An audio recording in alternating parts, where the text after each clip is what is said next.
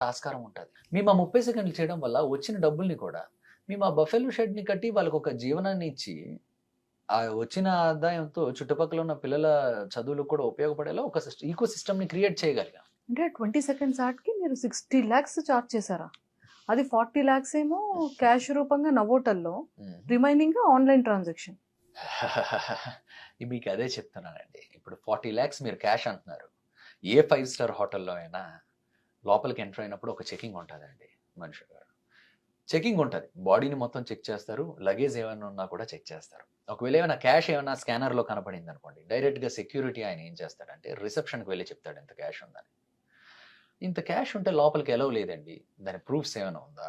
అనేసి ఒక ఇది ఉంటది. బేసిక్‌గా నోవోటల్ లోపలికి 40,00,000 క్యాష్ తీసుకురావడం, అది ఇది చేయడం అన్నది నాట్ ఎట్ ఆల్ పాసిబుల్. అది ఇంపాసిబుల్ అది జరగడం. నోవోటల్ లోపలికి క్యాష్ తీసుకురావడం అన్నది. సో, అయితే 40 లాక్స్